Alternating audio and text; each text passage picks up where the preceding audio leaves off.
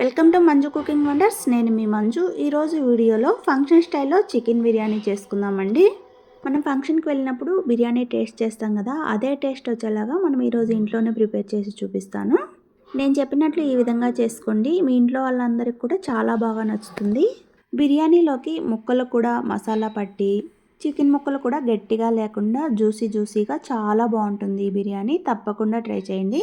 మరి లేట్ లేకుండా ఎలా ప్రిపేర్ చేయాలో చూసేద్దాం రండి. ముందుగా ఒక బౌల్లో 2 కప్పుల బాస్మతి రైస్ తీసుకుంటున్నానండి.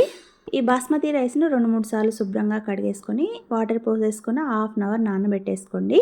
తర్వాత మరో బౌల్లో చికెన్ని శుభ్రంగా కడిగేసుకొని, నేను చేసే ఈ బిర్యానీ 3 మెంబర్స్కి సరిపోతుందండి. ఈ చికెన్ని శుభ్రంగా కడిగేసుకున్న తర్వాత అందులో ఉప్పు పసుపు వేసి బాగా కలిపేసుకొని పక్కన పెట్టేసుకోండి.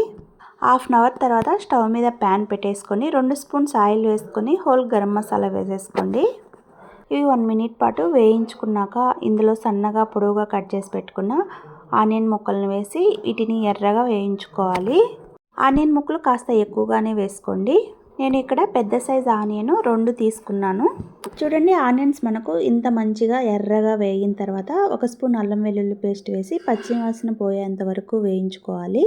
తర్వాత ఇందులో 2 మీడియం సైజ్ టమోటాలను చిన్న ముక్కలుగా కట్ చేసుకొని వేసుకొని టమోటాలు బాగా మత్తబడేంత వరకు మగ్గించుకోండి.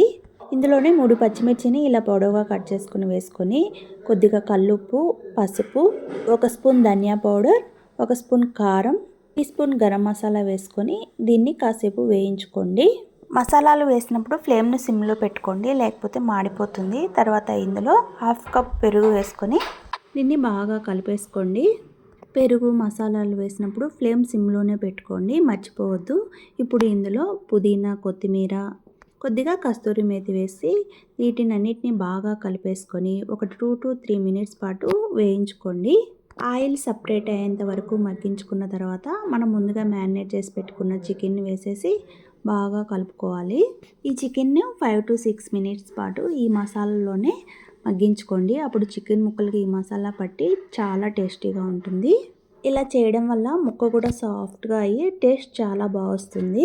తర్వాత ఇందులో 1 కప్పు వాటర్ పోసేసుకొని ఈ చికెన్ని ఉడికించుకోవాలి. మూత పెట్టేసి ఈ చికెన్ ఉడికేలోపు మనము మరో బౌల్లో వాటర్ పోసుకొని స్టవ్ మీద పెట్టేసి బిర్యానీ మసాలాలు వేసుకోండి. ఇందులోనే సన్నగా కట్ చేసిన పుదీనా, కొత్తిమీర, కొద్దిగా అల్లం వెల్లుల్లి పేస్టు, 2 స్పూన్స్ ఉప్పు, కొద్దిగా ఆయిల్ వేసుకొని ఈ వాటర్ను బాగా మరిగించుకోవాలి.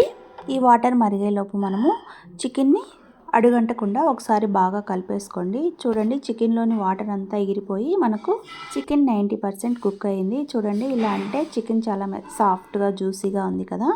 ఇప్పుడు ఇందులో కొద్దిగా నిమ్మరసం పిండుకొని బాగా కలిపేసుకొని 2 మినిట్స్ పాటు ఉంచి స్టవ్ ఆఫ్ చేసి పక్కన పెట్టండి. మనకు వాటర్ కూడా బాగా బాయిల్ అయినాయి కదా. ఇప్పుడు ఇందులో మనం ముందుగా నానబెట్టుకున్న బాస్మతి రైస్ని వేసి ఈ బాస్మతి రైస్ని కూడా 90% ఉడికించండి.